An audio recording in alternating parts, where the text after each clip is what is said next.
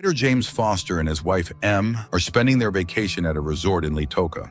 One morning they head to breakfast, where hotel staff, their faces hidden behind ritual masks of the country's indigenous people, greet them. The tourists are informed that the rainy season is beginning, a time celebrated with a festive gathering. As part of the tradition, all attendees have their faces painted in the coastal region's traditional colors, symbolizing friendship and marking the end of the holiday season. James and Em observe the event without much enthusiasm. James, struggling with writer's block for his next book, is in a gloomy mood. Em suggests they go on a tour, but James declines, encouraging her to go alone. Left to his own devices, James wanders along the beach and meets the charming blonde Gabby Bauer, who reveals she is a fan of his work. Flattered, as he has only published one book and rarely receives attention, James enjoys the encounter. Gabby introduces James to her husband, Albin, and invites James and Em to join them for dinner. That evening, the four dine at a Chinese restaurant, sharing stories about their lives and how they met.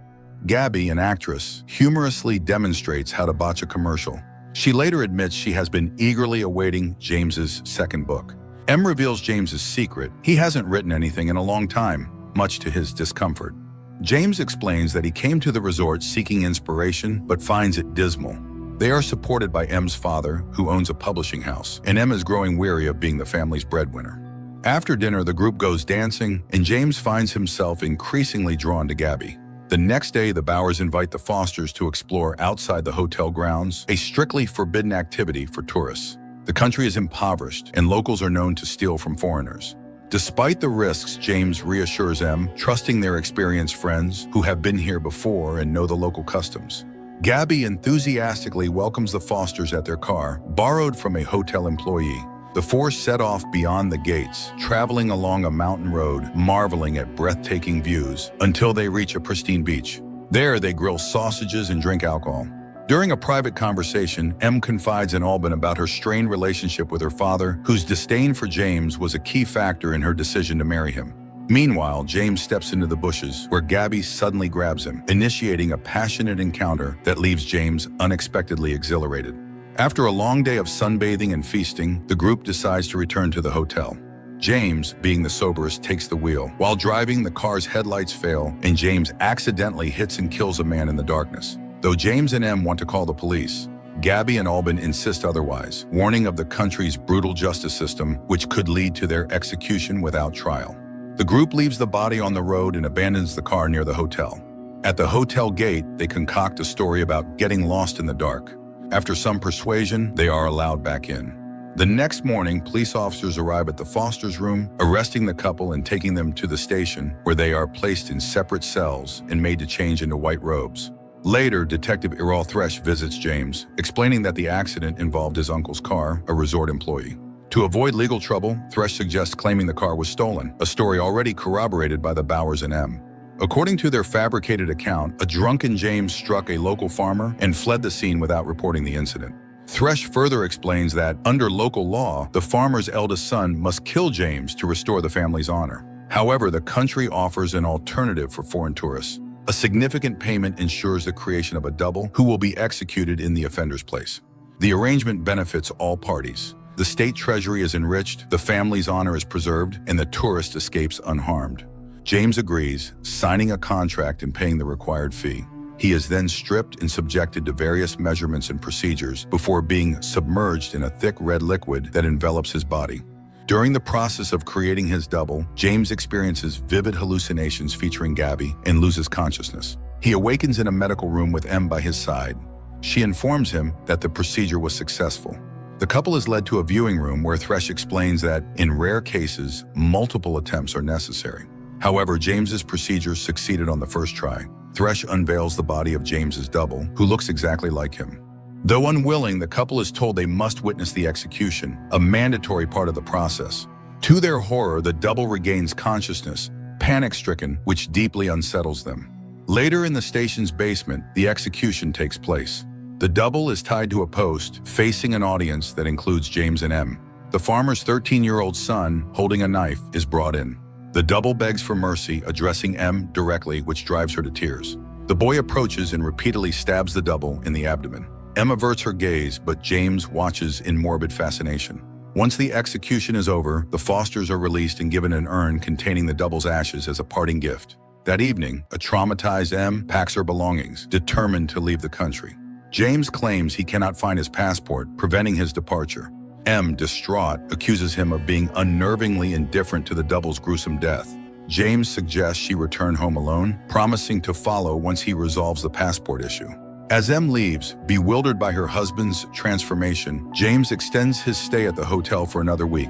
He encounters Gabby, who seeks his forgiveness and reveals the Bowers' backstory. On their first visit, Albin worked as a consultant for the construction of a neighboring resort. During the project, a tragic accident claimed the lives of 2 workers, and the hotel owner blamed Albin. The Bowers also had to finance the execution of their doubles, so they fully understand what he's been through and suggest he think of it as a gift, given his lack of inspiration. Gabby invites James to their villa, where Albin greets him, congratulating him on his rebirth and introducing him to their friends, wealthy tourists like Charles, Jennifer, Dr. Moden, and the stunning Bex. They all share a dark secret. Each of them has committed a crime and escaped punishment by having their doubles executed.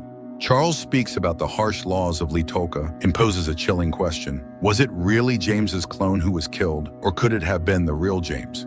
This thought haunts him constantly.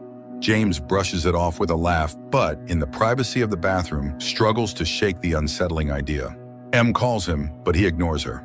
Gabby soon appears, reassuring him that the first day is the hardest, as it feels like living a second life. Gunshots suddenly echo from the living room, but Gabby calms James, explaining it's just a prank. Later, Charles promises to help James sort out his passport issue. Albin reveals that the hotel owner who framed him was awarded a medal for his contributions to Litolka's prosperity. The group plans revenge by breaking into his home to steal the medal. They invite James to join, and he agrees. Sometime later, wearing ritual masks, the group invades the owner's house. Inside, they find not only the owner, but also several guests. The intruders tie them up, mocking and threatening them with weapons. Gabby hands James a gun, urging him to experience the thrill of killing. When he hesitates, she aims the gun at the homeowner herself. Before she can act, Albin intervenes to defuse the tension. Suddenly, another man appears with a gun, triggering a violent shootout. The house's occupants are killed, Albin is shot in the leg, and the group flees, carrying him to James's room, where M is horrified by the bloodied scene. The Bowers, James, and their friends are arrested. While in their cell, they casually discuss their plans, and Dr. Moden boasts about Litolka's unmatched cloning technology. Detective Thresh arrives, announcing that the country is fed up with their antics, and this time the rules will change. The group is dragged to the basement, where policemen act as executioners since the victims had no children. The prisoners scream and beg for mercy, some resisting but ultimately succumbing to the officers' knives. It turns out they were clones, as the wealthy tourists had, once again, bribed their way out of accountability. Back in his room, James finds M packing her belongings. She refuses to wait any longer for his passport, claiming he's changed. His eyes, she says, are as lifeless as dead crabs. She leaves, heartbroken. James places a second urn next to the first and returns to the company of the Bowers and their friends. Gabby comforts him, suggesting that M wasn't right for him anyway. She offers him a ritual substance from Litolka, altering his consciousness. The night culminates in an intimate encounter that escalates into an orgy. From then on, James behaves recklessly, abandoning all decorum and mocking those around him, cheered on by his new companions. One day, Charles informs James that his passport issue involves Iril Thresh, who opposes his departure, hoping to extort more money from him. The group devises a plan to kidnap Thresh and teach him a lesson. They drive to a hospital where the detective is staying. James stays by the car while the others enter, soon emerging with a man whose head is covered by a sack. They take their captive to the Bowers' villa.